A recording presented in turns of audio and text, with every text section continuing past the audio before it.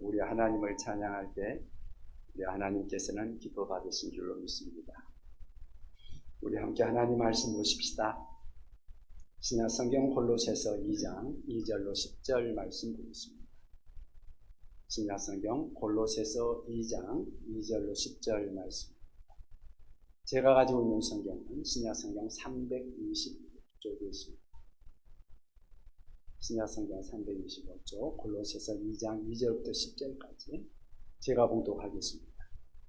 이는 그들로 마음의 위안을 받고 사랑 안에서 연합하여 확실한 이해의 모든 풍성함과 하나님의 비밀인 그리스도를 깨닫게 하려 합니다.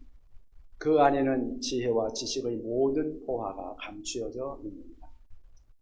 내가 이것을 말하면 아무도 교묘한 말로 너희를 속이지 못하게 하려 합니다. 이는 내가 육신으로는 떠나 있으나 심령으로는 너희와 함께 있어서 너희가 질서 있게 행함과 그리스도를 믿는 너희 믿음이 굳건한 것을 기쁘게 봅니다. 그러므로 너희가 그리스도 예수를 주로 받았으니 그 안에서 행하되 그 안에 뿌리를 박으며 세움을 받아 교훈을 받은 대로 믿음에 굳게 서서 감사함을 넘치게 하라. 누가 철학과 헛된 속임수로 너희를 사로잡을까 주의하라. 이것은 사람의 전통과 세상의 초등학문을 따르며 그리스도를 따름이 아닙니다. 그 안에는 신성의 모든 충만함이 육체로 거하시고 너희도 그 안에서 충만하여졌습니다. 그는 모든 통치자와 권세의 머리시다. 아멘. 오늘은 골로새서 2장 2절 10절 말씀을 중심으로 해서 그 이름의 비밀이라는 제목으로 이렇게 말씀을 나누고자 합니다. 사람들은 각자 나름대로 어쩌면 비밀을 하나씩은 가지고 있지 않나 하는 생각이 듭니다. 그런데 여러분, 세상 모든 비밀들의 보편적인 속성이 있는데 그 하나는 결국 그 비밀은 다 알려지고 비밀은 없다는 겁니다. 또 하나 더 이야기한다고 한다면 그 세상 모든 비밀들은 다 알고 보면 대부분이 별거 아니더라 하는 것들이죠. 우리 어렸을 때 학교 다니기 전에 학교가 어떻게 생겼는지 그 학교가 비밀 아니었나요? 우리한테는? 그래가지고 그 학교 가보고 싶고 궁금하기도 하고 기다려지기도 하고 그랬는데 막상 그러다가 이제 부모님 손잡고 학교에 가보면 학교에서 학교 다니다 보면 나중에는 사실 학교도 별거 아니고 비밀이 아니더라 하는 것을 우리가 깨닫게 되죠. 더 이상 동정의 대상도 아니고 때로는 부담스럽기까지 하고 어쩌면 인생에 한 번씩은 꼭 통과해야 될 그런 과정일 뿐인 것을 우리가 알게 되죠. 제가 중고등학교 다닐 때는 여러분들도 다 마찬가지일 것 같습니다만 다방이 학생들한테는 절대 가서는 안 될 곳이었습니다. 못 들어가겠죠. 그래서 어떻게 생겼는지 굉장히 궁금했습니다. 그런데 나중에 들어가 보니까 다방 별거 아니더라고요. 사춘기 소년들에게 최대의 비밀이 있다면 아마 이성에 대한 그런 비밀이 아닙니까? 그러나 청년이 되고 나중에 짝을 찾아서 결혼하게 되면 이미 기혼자들에게는 성은 일상의 삶의 한 부분이잖아요. 더 이상 비밀이 아닙니다. 이렇게 세상 모든 비밀들은 알고 보면 사실 별거 아니에요. 그런데 오늘 본문 2장 2절에 나오는 하나님의 비밀인 그리스도, 이 그리스도야말로 비밀 중에 비밀이고 하나님의 비밀이라는 거죠. 탐구하고 또 탐구해도 바닥이 나지 않는 영원한 비밀이라는 것입니다. 그러면 왜 어떤 의미에서 그리스도가 비밀이라는 것일까? 오늘 말씀을 여러분들이 들으면서 그리스도가 비밀인 이유에 대해서 여러분들이 좀 생각해 볼 수 있고 깨달을 수 있기를 바랍니다. 그래서 여러분의 삶 속에 좀 풍성한 삶이 이루어질 수 있기를 바랍니다. 여러분, 그리스도가 비밀인 이유가 무엇일까요? 첫째는 그리스도가 모든 지식의 근원이기 때문입니다. 그리스도가 모든 지식의 근원이다. 사실 인간의 본성 속에는 지식에 대한 욕구가 있지 않습니까? 태어날 때부터 알고 싶어 하죠. 알면 알수록 더 알고 싶어 하고 알고 싶어 하는 그런 강한 욕구가 우리 사람들의 마음속에 있습니다. 왜 그럴까요? 왜 그렇게 지식에 목말라 합니까? 우리가 많이 알면 알수록 그 지식이 우리를 좀, 인간들을 좀 행복하게 하리라는 어떤 그런 생각들이 우리 속에 있지 않습니까? 그런데 이게 지식뿐 아니라 세상적인 어떤 지식뿐 아니라 영적인 지식까지도 그런 면들이 있습니다. 좀 더 나은 지식, 좀 더 특별한 지식을 알면 좀 더 탁월한 신앙생활을 할 수 있는 거 아닐까? 하는 그런 생각들을 하는 거죠. 사실 어떤 의미에서는 꼭 틀린 말은 아닙니다만은 하나님을 아는 지식은 사실 우리가 신앙생활을 하는 데 있어서 꼭 필요한 것은 사실이죠. 그런데 문제는 우리가 알고자 하는 그 욕구를 채우기 위해서 노력하는 그 가운데 이단들이 판을 치고 있다는 거죠.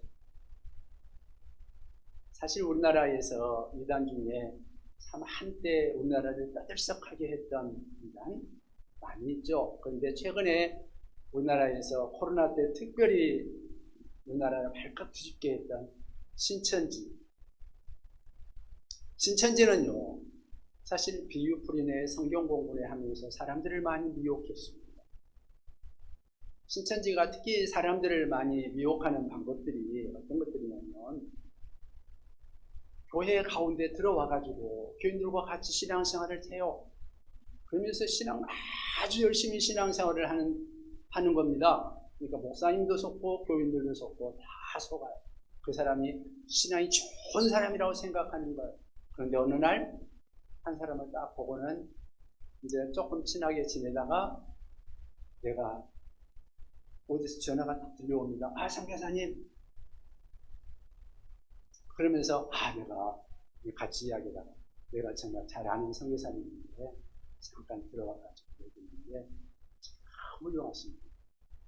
가서 한번 만나보고 성경 공부 좀 하지 않겠냐.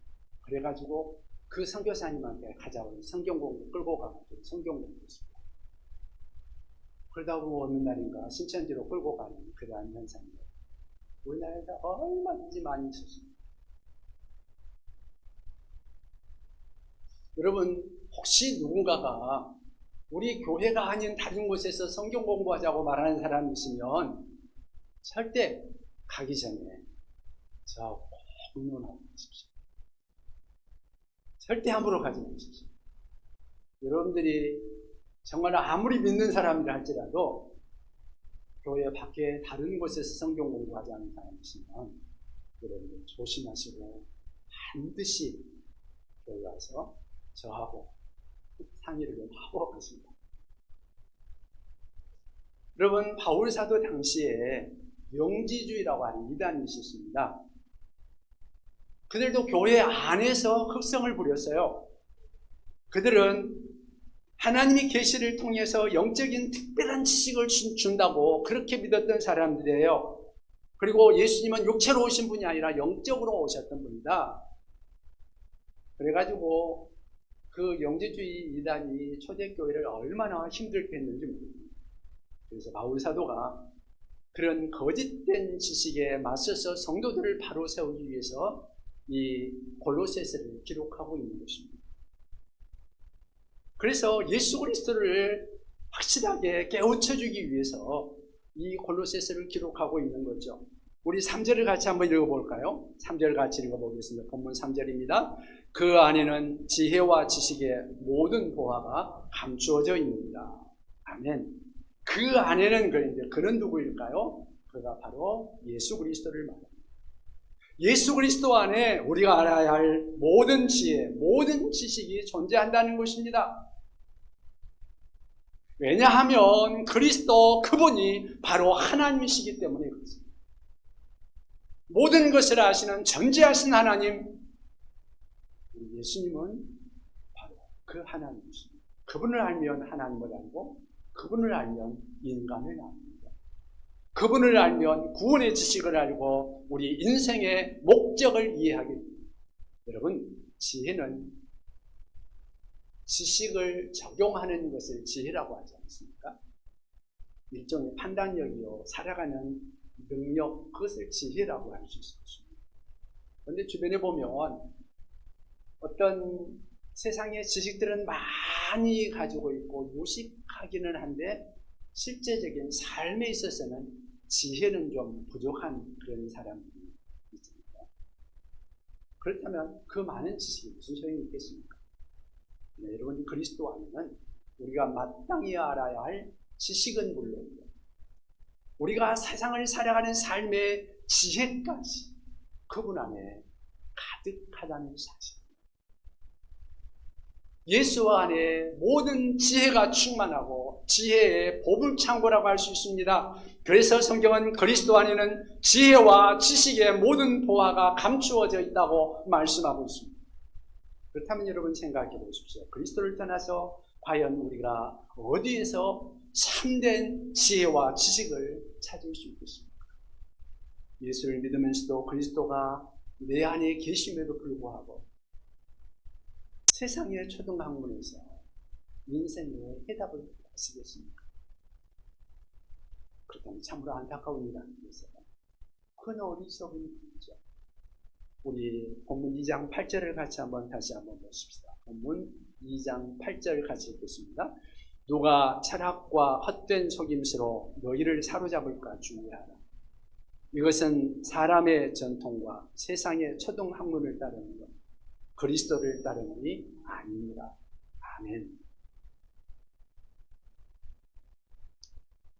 미국에서 있었던 일인데요. 어떤 신문사의 신문 발행인이었고 고미술품 수집가이기도 하고 아주 재력이 풍부한 그런 사람이었습니다. 이름은 윌리엄 랜돌프 헐스트라는 사람인데 한 번은 아주 특별한 고미술 작품 하나를 찾고 싶어서 백방으로 노력을 기울였습니다. 쉽게 찾을 수가 없었습니다. 비싼 값에 사람들을 동원해서 여러 달 동안 유럽을 탐색하고 아시아를 탐색하고 세계 모든 나라들을 탐색을 했습니다. 그리고 마침내 고미술품의 행방을 찾았다는 보고가 들어왔습니다. 얼마나 기뻤겠습니까? 그런데 이게 웬일 행방을 추적해 보니까 그 작품은 다름 아닌 자기 집 창고에 있었다는 거죠. 여러분, 혹 우리들의 모습이 이 사람 꼴이 아닌가요? 물론 지식을 추구하는 것이 결코 나쁜 일은 아닙니다. 그러나 그것이 세상적인 지식이든 영적인 지식이든 그리스도를 떠난 지식에서 인생의 해답을 찾는 것은 어리석은 일이랍니다. 시간 낭비요. 해답은 그리스도라는 거죠. 그리고 그분은 이미 우리 안에 거주하고 계신다는 거예요. 골로새서 1장 27절 하반절에 보면 그런 말씀을 합니다. 이 비밀은 너희 안에 계신 그리스도. 이 비밀은 너희 안에 계신 그리스도. 영광의 소망입니다. 그렇습니다. 우리 안에 계신 그리스도. 그분 안에 인생의 모든 비밀이 다 들어있다는 거죠. 참된 지식, 참된 지혜, 여러분이 깨닫기를 원하십니까? 이미 내 안에 계시고 내 안에 계시는 그 그리스도 그분과 여러분들이 더 친밀해지기를 바랍니다. 그러면 그 안에 모든 것이 다 있다는 것입니다.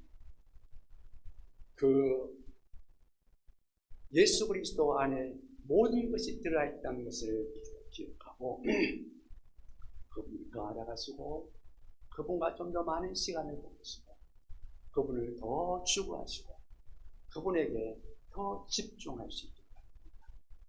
여러분 바울 사도를 보십시오. 예수 그리스도를 더 알기 위해서 그는 자기가 지금까지 얻었던 그 모든 것들을 배설물과 같이 여긴다고 고백하고 있습니다. 예수 그리스도를 아는 지식이 너무나 고상하고 너무나 좋아서 그런데 우리는 어떻습니까? 그런 배설물과 같은 것을 얻고자 그리스도 그분을 외면하고 있지는 않죠. 예수 그리스도 그분만이 하나님의 피입니다. 그 안에 참된 지식과 지혜가 있습니다. 그분을 가까이 하시고 그분 안에서 지혜와 지식을 추구하며 살아갈 수 있는 우리가 될 수 있기를 바랍니다. 여러분, 그리스도가 비밀인 이유 두 번째는 그리스도가 모든 능력의 근원이기 때문입니다. 예수 그리스도가 모든 능력의 근원입니다. 인간이 지식과 함께 평생 집착하는 것이 또 하나 있다면 아마 능력이 아닐까 생각합니다. 많은 지식이 나를 행복하게 하리라는 믿음이 있듯이 또한 많은 능력이 나를 행복한 사람으로 만들 거라는 그런 우리 나름대로의 어떤 확신들이 있죠. 사실 병원만 가더라도 그래요. 병원만 가더라도 아는 사람 한 사람 있으면 그 아는 사람이 특별하게 조금 손만 써주면 우리 대접이 달라지잖아요. 그래서 사람들은 능력 있는 사람을 찾고 능력 있는 자리를 찾고 권력 있는 사람들을 찾고 권력을 가까이 하려고 그러는 모습들이 우리에게 있는 거죠. 바울 사도 당시에 권력은 어디에 있었을까요? 로마 황제와 그 주변의 권세자들이겠죠. 그래서 사람들이 그 주위에 몰려드는 거죠. 그것이 성공의 지름길이기도 할 것입니다. 그런데 그 권력에 접근할 수 없었던 일반 소시민들은 어땠을까요? 그 사람들에게는 영지주의 이단들이 그들을 유혹했습니다. 영지주의라는 그 이단에 들어가게 되면 특별한 영적인 지식을 얻게 되고 또 천사들의 특별한 보호를 받고 그 능력을 얻는다고 하니까 그 능력에 굶주린 자들이 거기에 들어가 가지고 넘어가는 거죠. 남들이 모르는 영적인 지식을 알고 천사의 능력을 힘입어서 좀 뭔가 다른 삶을 살아볼 수 있으리라는 기대감이죠. 그런데 바울 사도는 미혹된 그들에게 참 진리를 가르치기 위해서 이 말씀을 쓰고 있는 거죠. 우리 10절을 같이 한번 보면 좋겠습니다. 본문 10절을 우리 다 같이 한번 읽어보겠습니다. 같이 읽습니다. 너희도 그 안에서 충만하게 했으니 그는 모든 통치자와 권세의 머리시다. 아멘. 그는 모든 통치자와 권세의 머리시다. 그분이 누굴까요? 예수 그리스도. 여기서 통치자와 권세는 누구를 말하는가 하면 말 그대로 그냥 세상의 통치자와 권세자들, 황제와 그리고 권세 잡은 자들이라고 해석할 수 있을 것입니다. 요즘 말로 말하면 대통령과 장관들, 권세 있는 사람들이라고 할 수 있겠죠. 이 성경을 다른 말로 통치자와 권세자들을 다른 말로 해석을 하면 천사들로 해석할 수도 있는 그러한 말씀입니다. 천사들은 하나님께서 이 세상을 다스릴 때에 함께 참여하는 자들이죠. 영적인 존재들로 우리 하나님께서 창조한 창조자들입니다. 따라서 영적인 권능을 우리가 사모한다는 것은 물론 좋은 일이지만 하나님이 지으신 천사를 숭배하는 그것은 옳은 일이 아닙니다.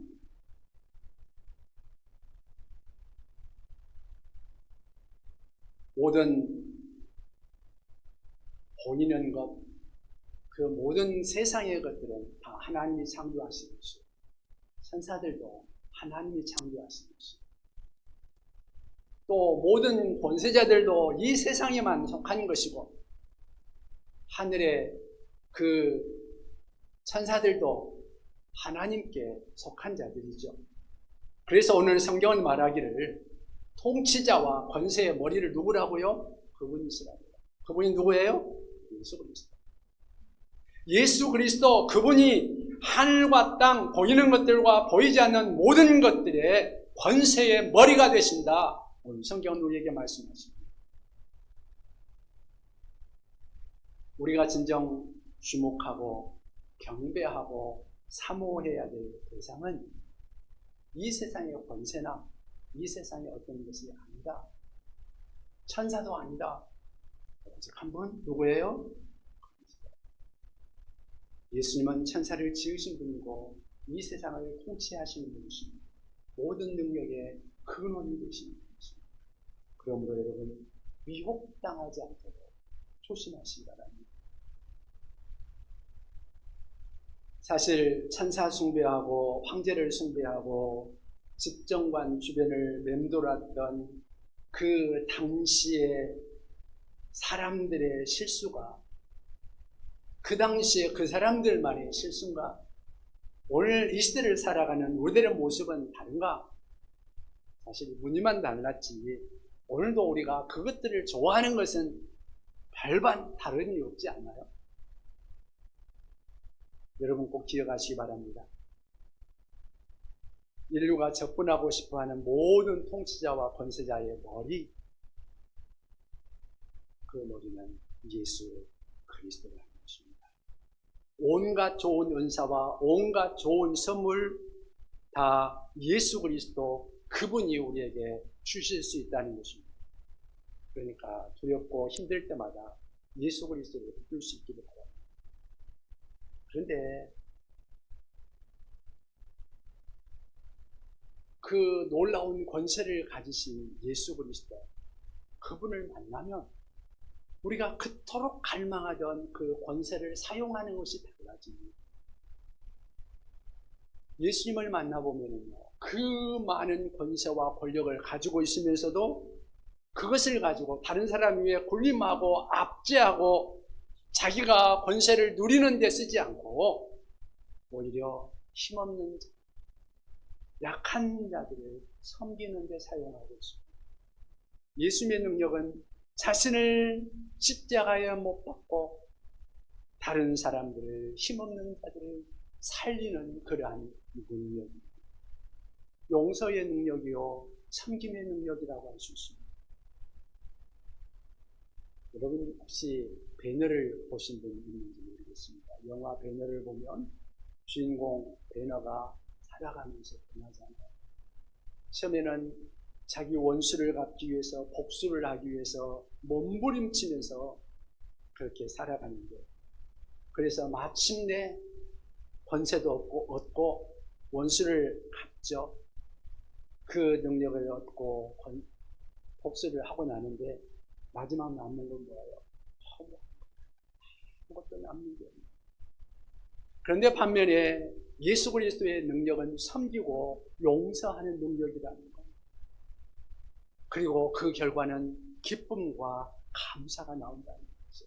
참된 권세가 주어진다는 거죠. 그래서 이 베너가 예수 그리스도를 만나고 그분의 임재 앞에 무릎을 꿇고 그분의 이름을 마침내 부르게 되는 것이죠.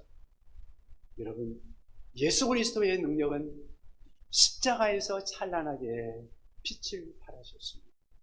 자기를 낮추시고 종의 모습으로 이 땅에 오셔서 모든 고통을 당하시고 십자가에서 모든 것을 내어주셨을 때 그때 하나님께서 그를 받으시고 그를 지극히 높여주시는 모습을 보게 됩니다. 빌립보서 2장 9절로 10절에 그런 말씀을 합니다. 예수님이 십자가에서 그렇게 낮아지셨는데 하나님이 그를 높여주시는 모습을 이렇게 말합니다. 이러므로 하나님이 그를 지극히 높여 모든 이름 위에 뛰어난 이름을 주사 하늘에 있는 자들과 땅에 있는 자들과 땅 아래에 있는 자들로 모든 무릎을 예수의 이름에 꿇게 하시고 모든 입으로 예수 그리스도를 주라 시인하여 하나님 아버지께 영광을 돌리게 하셨습니다. 아멘. 그렇습니다. 그래서 그 이름은 아직도 참된 능력을 갈망하는 모든 사람들에게 구원의 능력이요, 유일한 희망이요, 우리가 다 알 수 없는 비밀인 것입니다. 이 능력의 예수님을 인격적으로 만날 수 있도록 합니다. 그리고 이 예수님과 늘 가까이 하시고 예수님의 능력을 힘입을 수 있는 우리가 될 수 있기를 바랍니다. 여러분, 그리스도가 비밀인 이유 세 번째는 그리스도가 모든 충만의 근원이기 때문입니다. 지금까지 우리는 인간이 자신의 행복을 추구하는 가장 대표적인 두 가지를 생각해 보았는데요. 하나는 지식이요, 다른 하나는 능력이라고 그랬습니다. 참 지식과 참 능력, 그 근원이 누구라고요? 예수 그리스도. 예수 그리스도만이 홀로 전지하시고 전능하신 분이라는 것입니다. 전지전능하신 분 누구예요? 하나님.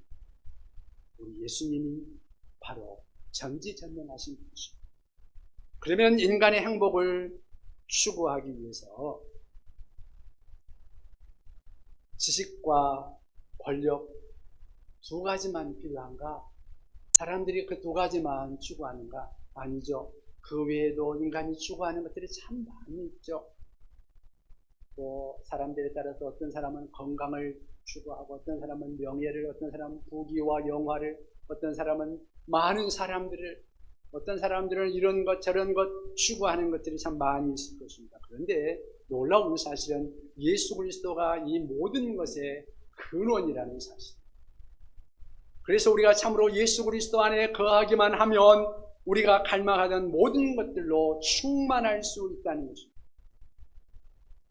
왜냐하면 그가 바로 하나님이시기 때문에 그렇습니다.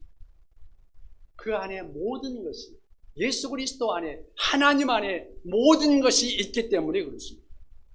본문 구절을 우리 다 같이 읽어볼까요? 본문 구절 같이 읽겠습니다. 그 안에는 신성의 모든 충만이 육체로 거하시고. 아멘.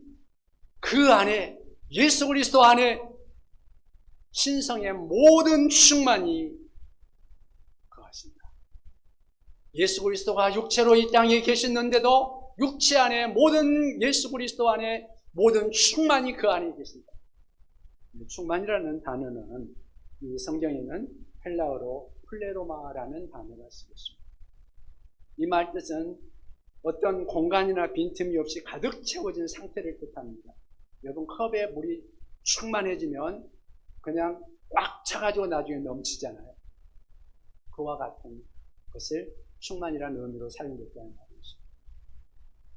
사람의 몸을 입고 이 땅에 찾아오신 예수 그리스도, 성육신하신 그리스도는 하나님으로 충만하신 분이십니다. 은혜와 진리가 흘러 넘치는 분입니다. 한 걸음 더 나아가서 이 그리스도가 우리의 구주와 주님이 되십니다. 그러면 이 순간 그리스도가 우리들의 주님이 되는 그 순간 우리는 비로소 하나님으로 충만해지는 거 아닙니까? 여기서 그리스도의 이름이 비밀인 또 하나의 이유가 있는 것입니다. 여러분, 이 시간 깊이 마음에 새기시기를 바랍니다. 그리스도는 인간들이 평생을 거두고 찾고 찾는 충만의 근원이 되신다는 것입니다. 내 안에 계신 그리스도, 그분이 모든 충만의 근원이십니다. 우리는 사실 하나님을 떠나서 그 무엇으로도 결코 만족할 수 없는 존재입니다. 세상의 부귀와 영화가 다 주어져도 결코 만족하지 못하는 것이 인생입니다. 유명한 이야기가 있죠. 미국의 최고의 갑부였던 록펠러에게 어느 날 기자가 찾아와서 당신이 세상에서 가장 부자인데 이 많은 부여를 가지고 있으니까 당신은 이것에 만족하십니까? 그때 뭐라고 대답했을까요? 아니요. 그러면 얼마나 더요? 조금만 더. 그랬다는 거 아니에요. 세상의 것으로는 우리는 만족할 수 없습니다. 하나님의 충만이 임하면, 우리 안에 하나님의 충만이 임하면, 그리스도의 충만이 우리 안에 임하면 우리는 그 안에서 만족할 수 있습니다. 그분 외에 세상의 그 무엇으로도 우리의 갈망을 다 채울 수 없고 대체할 수 없는 것입니다. 세상의 것으로 우리를 채울 수 없다면, 그렇다면 그 반대로 아무것도 가진 것 없는 보잘것없는 인간들,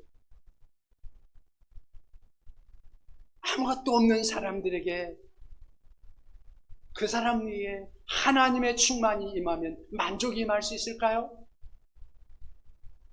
여러분, 어쩌면 여러분들이 다 아실지도 모르겠습니다. 뇌성마비에 걸려서 온몸을 장애를 안고 휠체어를 타고 다녔던 시인 송명희 씨를 여러분 아십니까? 그분이 자기 자신의 장애를 비관하면서 참 괴로워하던 어느 날 예수님의 임재를 체험하면서 쓴 시가 있습니다. 많은 시가 있죠. 그 중에 하나, 복음성에 나와 있는 시 하나를 제가 읽어드릴 테니까 보십시오.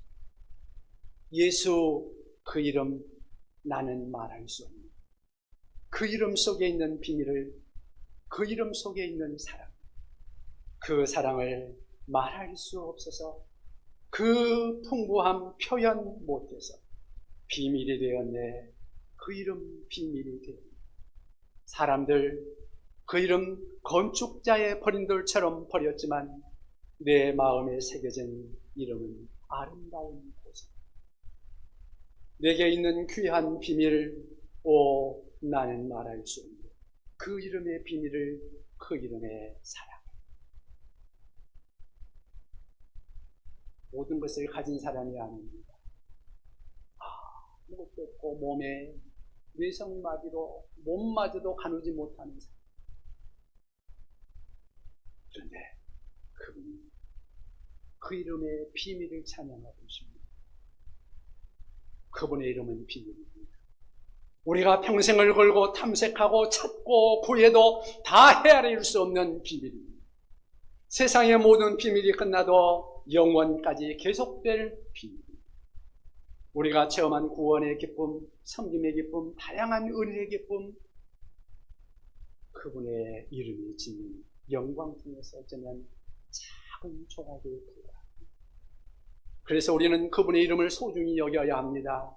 그분 예수 그리스도의 이름을 높여드려야 합니다. 그분의 이름을 찬양해야 합니다. 아니, 우리가 이 땅의 모든 이름을 있는 마지막 순간에도 붙들어야 할 이름인 줄로 믿습니다. 그 이름의 비밀을 붙들고 평생을 살아갈 수 있는 우리가 될 수 있기를 바랍니다. 그 이름, 우리 마음속에, 우리의 심령 속에 간직하고 내 안에 거하시는 그분으로 충만해지는 그러한 삶을 추구하며 그렇게 주님과 함께하는 우리 모두가 될 수 있기를 주님의 이름으로 부탁드립니다. 기도하십시다.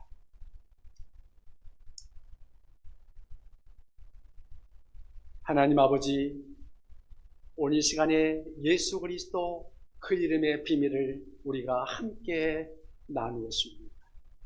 각 사람의 심령 가운데 주님 임재하여 주시고 우리의 심령에 그 이름의 비밀을 간직하며 그 이름의 비밀로 인하여 충만한 삶을 살아갈 수 있는 우리가 되게 하여 주옵소서. 예수님의 이름으로 기도하옵나이다. 아멘. 다 함께 찬송하십시다.